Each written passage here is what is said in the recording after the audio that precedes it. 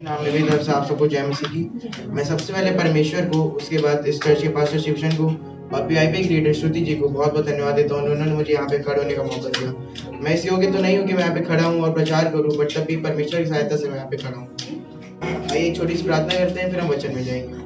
परमेश्वर, मैं अपने मुख जुबान को और प्रभु अपने आप को आपके हाथों में सौंपता हूँ। प्रभु मेरे प्रभु ओठो जुबान को आप अपने लहू से धो के शुद्ध करिए। प्रभु यहाँ पे जितने लोग हैं प्रभु, मैं जो भी बोलता हूँ प्रभु अच्छे सुनने पर और समझने पर प्रभु, मैं आपकी सामर्थ्य भर के बोलने पर प्रभु यहाँ पे जितने लोग बैठे उन सबको आप अपनी आशीष से भरिए। प्रभु मैं आपका प्रभु, ये वचन आपका है प्रभु। यहाँ जितने लोग बैठे हैं सुनने वाले, वो सब आपके हैं प्रभु। हम सबको अपनी आशीष से भरिए प्रभु। सारा दिन हम आपको देते हैं, विनती को नाम में हम भजन संहिता 37:25 कोई पढ़ दे।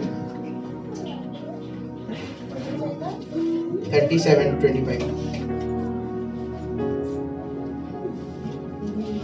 मैं लड़कपन से लेकर बुढ़ापे तक देखता आया हूँ, परंतु ना तो कभी धर्मी को त्यागा हुआ और ना उसके वंश को टुकड़े मांगते देखा है।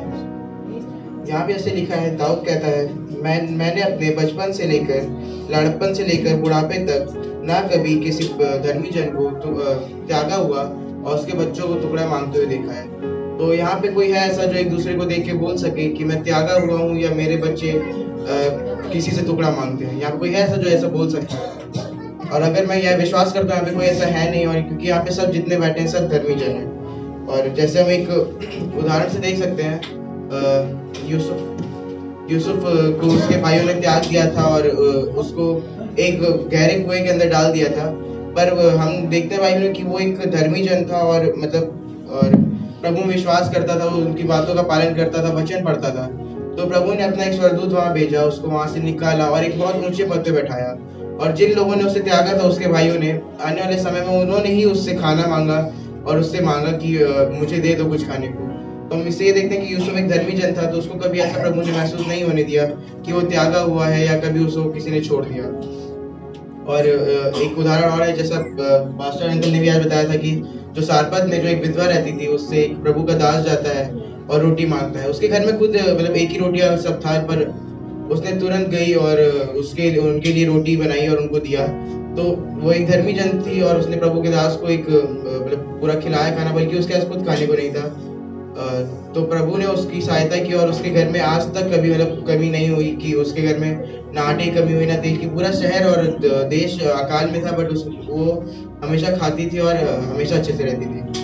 जैसे पापा है मेरे, उनको वो हॉस्पिटलाइज थे, उनको भी बहुत रिश्तों ने छोड़ दिया। ना दादा दादी कभी उनसे मिलने आए हॉस्पिटल में, ना चाचा चाची को भी मिलने आए।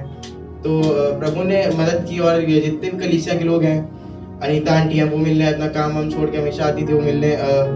बलराम भी शिवशन पास्टर आते थे उनसे मिलने, बल्कि सबको बहुत काम रहता है। और आरती आंटी तो वहीं पे काम करती थी, उनको इतना काम रहता था, तब भी वो जाती थी उनसे मिलती थी। तो पापा ने भी विश्वास किया और उनको कभी ऐसा महसूस नहीं हुआ कि वो त्यागे हुए हैं। और उनको कभी चर्च कलीसिया की वजह से कभी उनको ये मतलब महसूस नहीं हुआ कि उनको सारे रिश्तों ने छोड़ दिया। सब उनको अपने जैसे ही मानते हैं।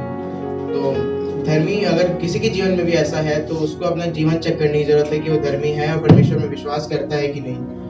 तो धर्मी मतलब ये धर्मी जन बनने के लिए हमें बस इतना करना है, हमें प्रभु में विश्वास करना है और उसके वचन को पढ़ना है, उसके वचनों का पालन करना है और उसकी दिखाए हुए राह पे चलना है। इस वचन से प्रभु हम सबको आशीष दे।